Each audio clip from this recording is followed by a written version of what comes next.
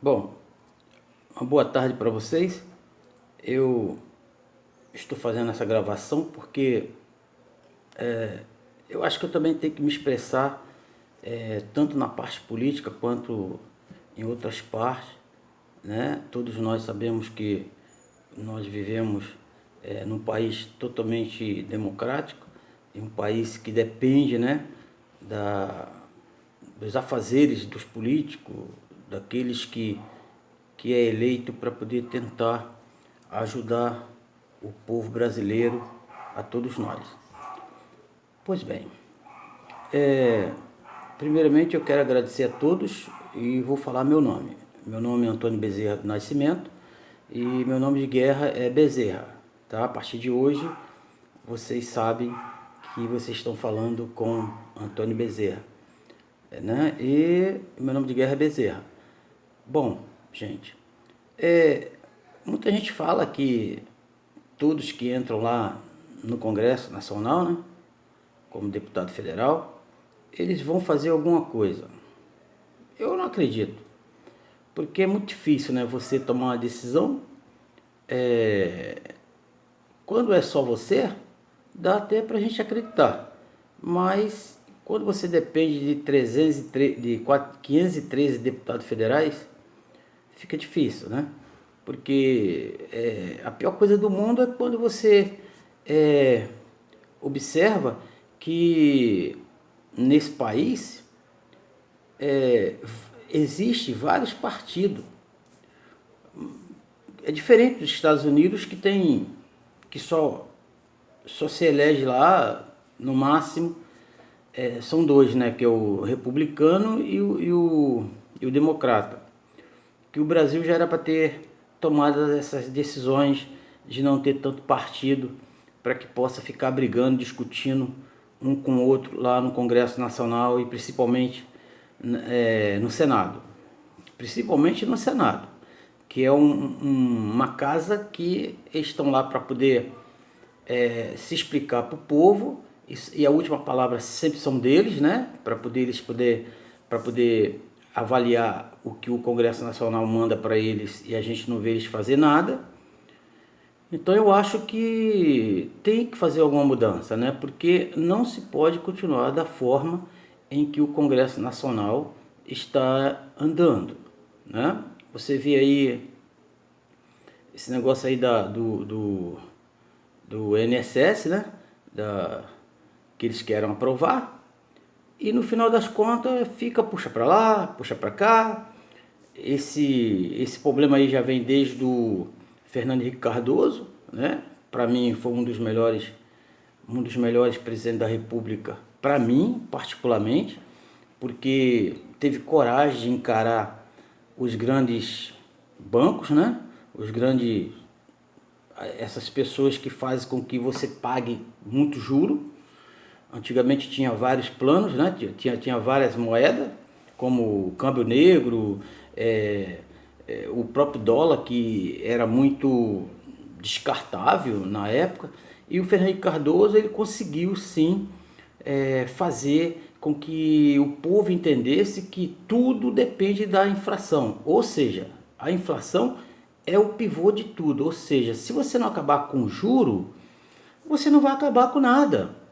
Gostaria até que as pessoas do Bolsonaro aí, que entrou agora há pouco tempo, que se preocupasse com essa parte. Porque eu vejo ele falar um montão de coisa que eu acho que ele não está errado, porque ele é um cara muito decidido, e eu acho que tem que ser assim. Para a gente ser um bom presidente, a gente não é bom para ninguém. Você tem que ser bom para o país e para o povo, e não para o Congresso Nacional, para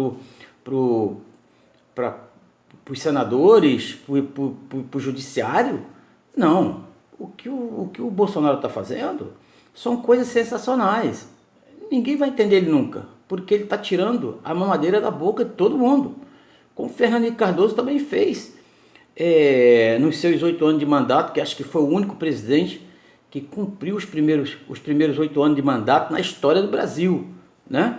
E ele realmente fundou uma moeda sustentável, que é o real, que brigou por muito tempo aí com o dólar de 1 por 1, e que os bancos ficaram apavorados, né? Ficaram contra o governo, porque o governo realmente teve coragem de fazer aquilo, como também o Bolsonaro terá que fazer isso dentro dessa esfera. Não dá mole para eles, porque não adianta nada, Bolsonaro. Se o senhor, tipo assim, se o senhor quer ajudar o país, o senhor tem que acabar com a inflação. O senhor tem que acabar com juros altos. Não adianta o senhor querer explicar que vai ajudar fulano, que vai ajudar ciclano, e se na verdade tudo depende de um juro controlado, que dá para o povo pagar. Por exemplo, eu faço uma compra no meu cartão de crédito e eu não consigo pagar esse mês, o mês que vem que eu não vou conseguir pagar mesmo. E o outro mês pior ainda. Então, o senhor tem que se preocupar sim, porque o Fernando Henrique Cardoso, na época, ele pegou e acabou com todas as moedas especulativas, né, de época. Eu lembro muito bem que eu comprei eu na época quando ele entrou com o Plano Real, que foi o Plano Real, que foi o RV, né? Que foi o sistema de controle de moeda, de transfusão de moeda. Eu lembro que no outro dia, tipo assim, eu fui no mercado, que era o Discão na época, que era aqui perto de casa, que eu moro aqui em Nova Iguaçu, né? E eu moro aqui em Nova Iguaçu, na Baixada Fluminense, que é Rio de Janeiro. E eu fui no mercado comprar um frango, custaria como fosse hoje, como está hoje, né? Uma faixa de 32 cruzeiros, 34 cruzeiros.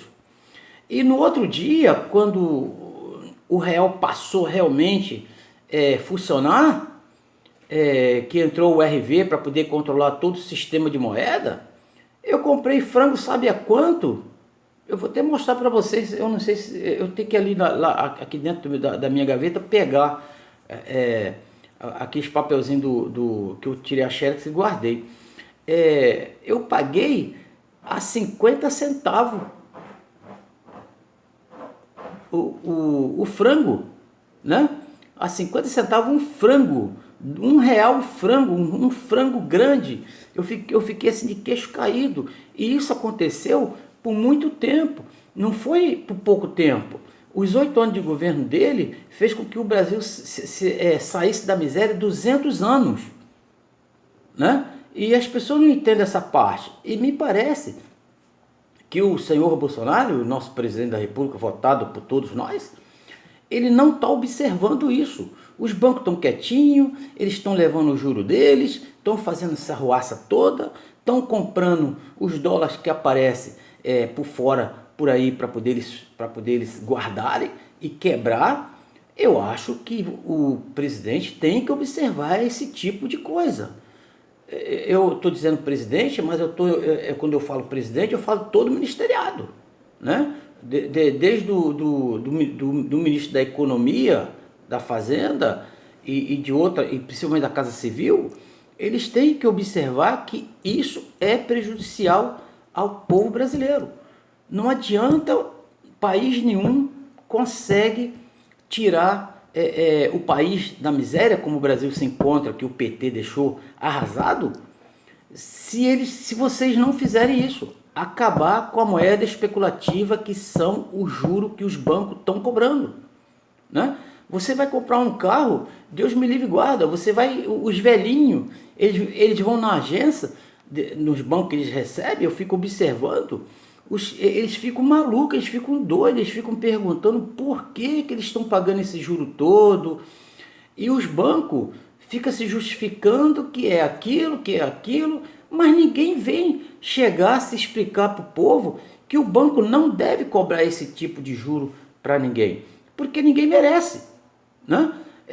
Por exemplo, eu tenho vontade de pegar um dinheiro emprestado do banco para que eu possa abrir um negócio para mim, mas, cara, quem falou que eu tenho coragem? O juro é muito alto. Presidente, não adianta o senhor estar se explicando que vai fazer isso, que vai fazer aquilo, né? Nem o senhor, nem eu, nem ninguém. Eu desconheço o presidente da República do Brasil, da República Brasileira, dessa bandeira tão linda, tão bonita, que é a bandeira do Brasil. E esse país que tem de tudo, como o senhor já falou, como se já se explicou, que Israel tem de tudo sem ter nada, e a gente tem tudo e não tem nada. É como o senhor realmente explicou pra gente aí na televisão, sempre explicando essa parte, mas a parte que mais prejudica o povo, que é o juro, o senhor não está mexendo, o senhor não está se preocupando. Me parece que, acho que sexta-feira, desse mês agora de março, me parece que a Petrobras tacou-lhe uma taxa em cima do povo, do usuário. O senhor não gostou e eles partiram para cima do senhor. Mas por quê? Porque tem gente no banco mandando no seu governo. É o Bradesco, é o Itaú, é a Caixa Econômica, é o Banco do Brasil e outros esses banquinhos que outros bancos grandes estão patrocinando, que em cada esquina tem uma loja. Em cada esquina tem uma loja de empréstimo para os idosos. E eles ainda botam na maior careta de pau. Funcionário público, federal e militar. Eles só querem aqueles que têm um salário fixo. Que tem um salário que assegura o empréstimo para ele. Aí o senhor vê bem aonde a gente chegou. Né? Enquanto no governo Fernando Henrique Cardoso, a primeira coisa que ele fez foi acabar com as moedas especulativas, câmbio negro, outras eram cinco perigosas, altamente moedas perigosas. Eu lembro que teve gente aí que quase se matou, mas foi pro bem nosso. Foi pro bem nosso, gente. Se o senhor observar aí, foram 8 anos de mandato do Fernando Henrique Cardoso, mas foram os primeiros 4 anos dele foi para tirar o país da miséria, né? Nós tínhamos fração aí de 100%. Eu mesmo tinha um dinheirinho na caderneta de poupança, eu ficava com medo de tirar. Eu não tinha medo de investir em qualquer coisa. E ficava com aquela ilusão que para mim estava bom. Tava nada. Depois eu descobri que a especulação era a pior coisa do mundo. Né? Então ele teve a coragem de acabar realmente com todas as infrações que existia dentro do governo, tanto do governo Sarney quanto do governo Fernando Collor de Mello, esse ladrão que roubou nosso dinheiro. Não faça igual ele, saiba trabalhar. O senhor tem como sim pegar, e já que o senhor está com um ministro da economia muito bom, senta com ele, explica para ele essa situação e corta todos os juros altos que os bancos estão cobrando ao povo brasileiro. Porque, se eu veja só, cada pessoa que pegar um dinheiro e conseguir pagar é menos um miserável, menos um miserável que vai existir no Brasil, né? Como Fernando Henrique Cardoso fez. O Fernando Henrique Cardoso, no governo dele, ele acabou com a especulação da moeda, ele acabou com a especulação telefônica, que aqui no Rio era representada pela Telege, e a gente não tinha um telefone nem sequer residencial. E o cara foi lá, o governo, acho que não me engano, o ministro dele da Justiça, o ministro das telecomunicações na época do governo dele, me parece que era Sérgio não sei o que lá, era mais ou menos um nome assim. E ele foi lá e acabou com a especulação de telefonia no Brasil. Hoje o Brasil vivia como a Cuba vive hoje, como a Venezuela vive, como outros países comunistas vivem, sem ter um telefone. Hoje qualquer criança tem um telefone, às vezes até brinco aqui em casa, eu falo, o telefone tá igual celulite, todo mundo tem, né? Mas as mulheres ficam revoltadas comigo, mas é brincadeira, mas realmente todos têm telefone celular. E foi graças no governo Fernando Henrique Cardoso que todos os brasileiros passaram a conhecer o que é telefone celular, né? E outra coisa, se o senhor não acabar com essa inflação que está aí, essa inflação mentirosa, deixado pelo PT, esse partido podre, né? Esse partido podre que só cagaram merda na cara do povo e que hoje fede na cara de todo mundo, eu não gostaria que o senhor seguisse essa regra. O senhor tem toda a oportunidade de fazer o governo perfeito, desde a hora em que o senhor trouxer a inflação e o juro para um lugar que o povo tenha condições de trabalhar. Não adianta nada o senhor falar que vai fazer as coisas e o senhor continuando dando apoio a todos os empresários a botar um montão de boiada de gente para trabalhar dentro da sua empresa, controlado por uma assinatura de carteira de trabalho assinada, né? Por uma só pessoa que não tem condições nenhuma de dar o direito do povo. Ou nós, brasileiros, sabemos que nós temos condições de ser dono de si próprio, ou do modo em que está, a gente não vai conseguir.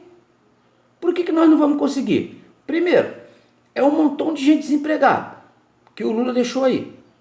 Né? O Lula pegou o governo controlado. Eu acho que na época do Lula, que o Lula chegou a ganhar, que eu não acho que ele ganhou, que eu acho que o PMDB foi que colocou ele lá com os votos que o PMDB tem, que esse partido é podre também.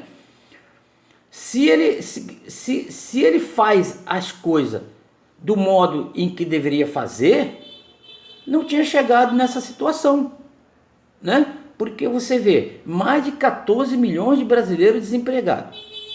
E o senhor, com o seu sistema de governo, o senhor não vai reduzir o juro? Não vai reduzir a inflação? Então não tem como salvar o país. Você só se salva o país quando você produz emprego. E para você produzir emprego, você tem que aceitar novos empresários no negócio, né? E se não entrar novos empresários no negócio, não tem como, porque quem controla o sistema de televisão é um dos maiores empresários hoje do Brasil, que se chama aí a Globo, e depois vem a SBT com o Silvio Santos também, porque controla tudo, e outros canais. E vamos discutir também, por exemplo, a maior empresa de minério, como a Vale do Rio Doce, né? A Vale, que aconteceu esse desastre aí, matando um montão de gente, diz que não tem culpa, que não tem, e eu até hoje eu não estou conseguindo entender por que o governo não interceptou todo o dinheiro dessa empresa. Porque desde a hora em que você não mata, você não tem culpa de nada. Desde a hora que você matou, você tem que ser julgado pelo que você fez, né? E do jeito que está indo, não tem como você controlar o país, porque todo o dinheiro está na mão de poucos empresários. Eu tive lendo ali um livro do Abílio Diniz, um dos empresários aí que controla o sistema de varejo no país. O cara faz todo mundo trabalhar 12 horas dentro do seu mercado. Uma covardia para o povo brasileiro. E se o senhor não aceitar, é como se pegasse o exército hoje e não deixasse o soldado fazer um curso para ser oficial. Só existisse vocês, né? Se vocês querem que o exército continue exército, que eu acho que tem que ter, vocês têm que deixar o soldado fazer o seu curso de superior, que é a AMAN, né? E a mesma coisa é o povo que estão aí, os pequenos microempresários, doidos para entrar no mercado, para poder dar emprego, para poder fazer as coisas para o brasileiro, e vocês não dão chance, né? O banco chega lá e te empresta R$1.000, ele em 6 meses ele quer de R$1.000, eles querem 4.000. Aonde que o cara vai pagar um juro desse, professor Bolsonaro? O senhor tem que reagir em cima disso. Nós estamos aqui apoiando o senhor, mas até agora a gente não viu. Até agora a gente não viu nem a reação. A reação do senhor é o quê? Todos. O Congresso em massa é controlado por pessoas antigas, que tem seu partido lá representando. Tem o seu deputado federal representativo do seu partido, que já tem, uns tem 15, outro tem 20, outro tem 30, outro tem 40, outro tem... E por aí vai. Eles não querem perder a bocada que o INSS, que esse tal do INSS, está facilitando para eles, né? Se você for observar, por que o Congresso Nacional não tem coragem de acabar com o sistema de recolhimento único do INSS, né? Eles não têm coragem de aprovar uma pauta lá, aprovar uma pauta a favor do povo. O que está acontecendo com a carteira de trabalho é desde Getúlio Vargas. É uma coisa que todo mundo tem, parece a cartilha do Beabá. É o único documento no Brasil, presidente Bolsonaro, que eu vejo assinado por caneta, né? Bota lá, tipo assim, o valor R$ 980 o salário, né? Por 7 horas e 40 minutos trabalhado, 8 horas, que na verdade ninguém trabalha só esse horário, todos querem levar vantagem em cima do trabalhador, né? E a gente vê as coisas se descarregando. Eu não acredito no Congresso Nacional por um motivo. Eu só acredito no Congresso Nacional um dia que ele acabar com a carteira de trabalho. Certo? O senhor fala assim, mas se não fizer a reforma presidencial, o Brasil vai de água abaixo. Aí eu pergunto para o senhor, pergunto para todos os congressistas, principalmente esse meu cara que eu gosto muito dele, esse Kim Kataguiri. Esse garoto vai ir longe, hein, presidente? Esse menino vai longe. E pode esperar que ele vai fazer surpresa para vocês. Mas eu pergunto para Kim Kataguiri. Por que eu vou fazer uma pergunta. Por que as pessoas não acabam com a carteira de trabalho? Outra pergunta que eu vou fazer para o Kim Kataguiri. Por que as pessoas usam um sistema de um governo passado, como é o Getúlio Vargas, que fundou o INSS, né? Ele fundou o INSS, vamos dar um exemplo, hoje, um mês depois, aqueles que estavam fazendo 60 anos, eles já se aposentavam. E esse governo tirou dinheiro de onde? Né? Se hoje a desculpa é que não tem dinheiro, a desculpa é que o dinheiro não dá. Lógico que não vai dar, porque se paga o juiz com o nosso dinheiro, né, do trabalhador, se paga a aposentadoria de um pobre coitado de R$ 980 com o próprio dinheiro dele, se paga a classe de juiz com o nosso dinheiro, paga todos os deputados federais com 3 mandatos e se aposentam com o nosso dinheiro. Então, aonde que vai dar certo isso? Eu pergunto para o Kim Kataguiri. Pergunto para o senhor, e eu gostaria de conhecer o Kim Kataguiri, que eu sou de Nova Iguaçu, sou do Rio de Janeiro, e pretendo conhecer ele. Queria conversar com ele sobre política, né? Porque eu acho ele muito avançado e eu pretendia, sim, conversar com esse cidadão. Outra, né? Por que o Congresso Nacional sempre está debatendo, dizendo que o culpado de tudo é o INSS que não dá certo? É a Previdência, é o recolhimento da Previdência. O bruto da Previdência recolhido não está dando para pagar a despesa do governo. Ora, bola. Quem é mais? O governo recolhe mais da Previdência ou recolhe mais dos impostos que foram adotados aí, não sei nem quantos, deve ter uns 70 impostos aí que a gente paga. Eu pergunto para o senhor, é mais de um lado ou mais do outro? É mais da Previdência ou é mais desse dinheiro que é cobrado dos impostos nossos?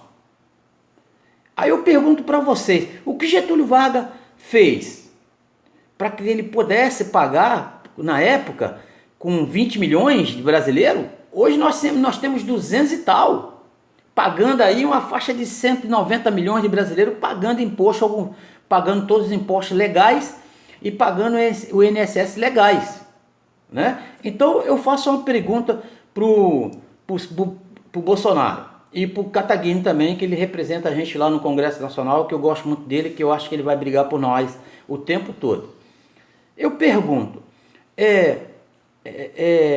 por que as pessoas, em vez de estar discutindo isso que é o INSS, né, que é o recolhimento do INSS de todos para que o governo possa pagar suas dívidas, imagine Se fosse hoje, né?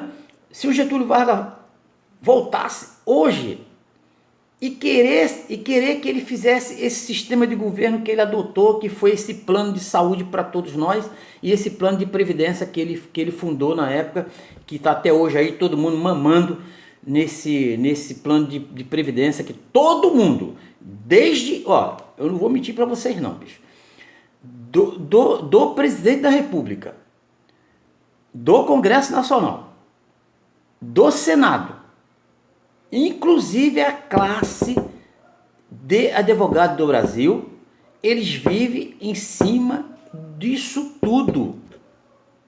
Não é que os advogados roubem, mas ele depende de uma desgraça de um funcionário de uma empresa para que ele possa ganhar seus 25%, 30% do que ele vai lá brigar, porque ele sabe que ele vai conseguir. Sabe por que é isso, presidente da República? Porque existe esse tremendo palavrão que é esse plano de governo, esse plano de previdência que nós temos no Brasil. Que se não houvesse isso, acabaria com isso tudo. Aí o que eu falo para o senhor? É mais fácil o senhor resolver desta forma ou o senhor arrumar uma saída para que explique para todos os congressistas, para todos os senadores, para todos os brasileiros que estão assistindo o senhor todos os dias, que o culpado, gente, não é a Previdência que está recolhendo pouco, é o desvio e o roubo que não está dando certo, presidente. Aí o senhor vai fazer essa reforma agora, no ano 2019, como o senhor vai tentando, que eu acho que não vai passar, vai ser difícil, tá? Mas eu gostaria que passasse, mas infelizmente eu estou vendo algumas brechas aí que não vai dar para passar, porque os congressistas não são bobo, né? Eu acho que não vai ser aprovado, desde a hora que se o senhor não pagar esse voto como o Lula fez o tempo todo, que eu acho que o senhor não vai ter essa coragem de fazer. Então eu acho que o senhor deveria, sim, eu vou dar um exemplo aqui para o senhor, né? O senhor poderia fazer um plano de previdência paralelo.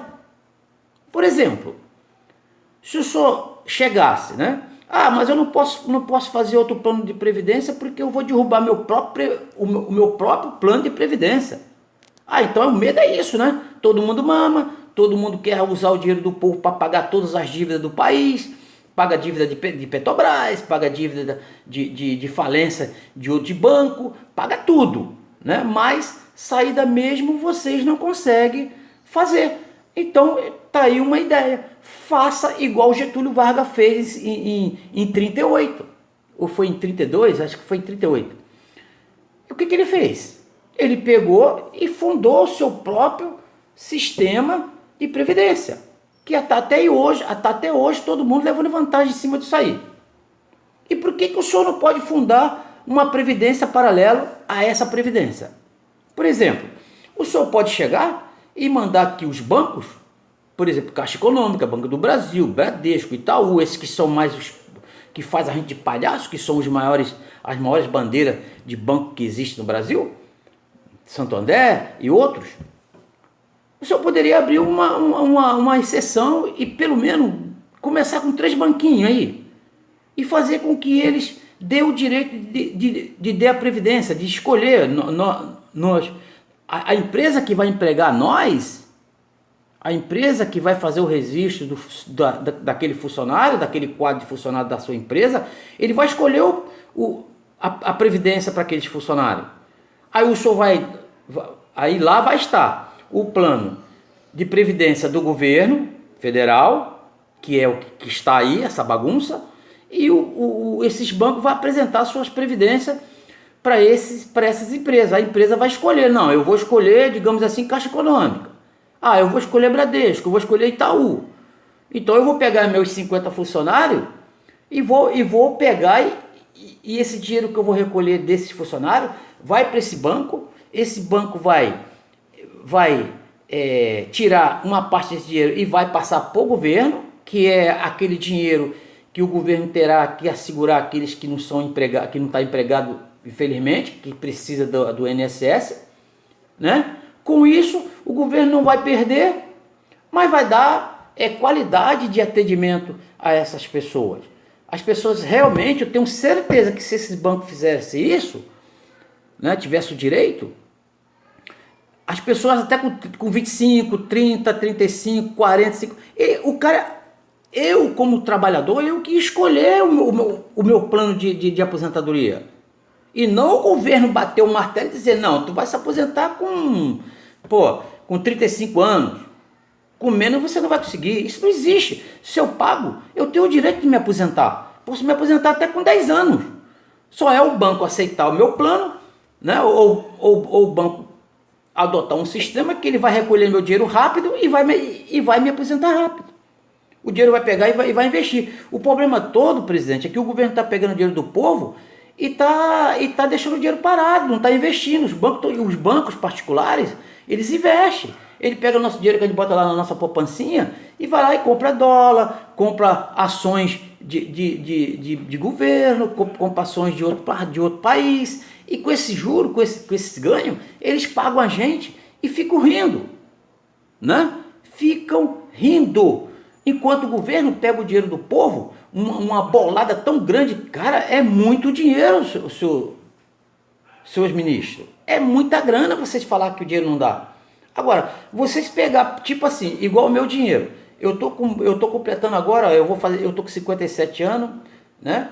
E eu estou com problema de saúde. Não vou falar agora o que é que eu tenho, porque não convém, mas na próxima gravação eu vou explicar o que é que eu tenho.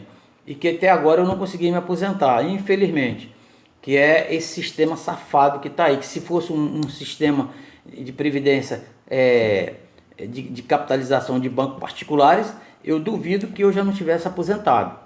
Então, essa forma, presidente, que tem que ser feito. O senhor tem que dar o direito de outros bancos, por exemplo, como o Banco Itaú, o Banco do Brasil, a Caixa Econômica próprio do governo, oferecer um plano de capitalização de previdência para aquele trabalhador. Não é o trabalhador que vai escolher, é o patrão que, quando ele fizer o contrato com esses bancos, os bancos vão dar o melhor segurança para aqueles funcionários. E o senhor tem que aceitar, não é ficar dizendo que vai fazer reforma. Aí daqui a 20 anos o dinheiro não dá de novo, aí vem outra reforma. Aí vai ter que fazer outra reforma porque o dinheiro não deu, presidente. Né? Estão cobrando aí de cada funcionário, que eu já vi, é uma faixa de R$2.000 para poder você empregar um funcionário